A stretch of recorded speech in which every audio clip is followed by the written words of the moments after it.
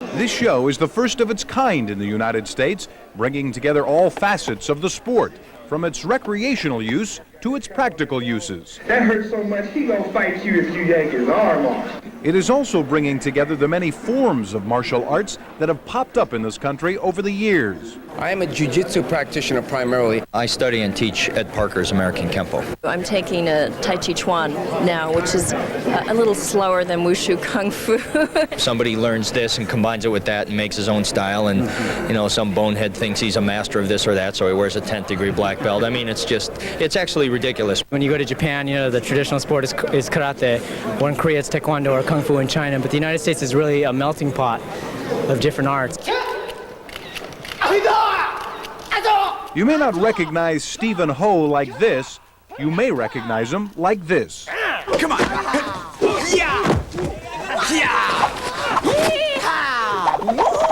Ninja cowboy! Like Ho, many martial arts experts have parlayed their ability into acting careers. But no matter their craft, they all share a reverence for the sport.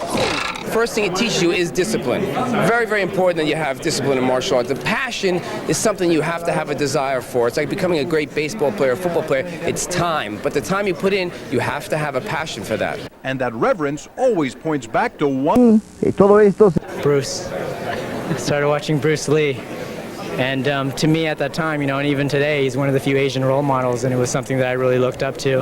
And also just seeing what he did, you know, it's like, how could somebody do that? Although at least one of our martial artists found his inspiration from another source. It says here you killed a man with your bare hands. Yes, sir. Elvis Presley was a very, very, very big influence in my life. I think that for the most part, most people don't realize that he was one of the first entertainers really to introduce martial arts in film.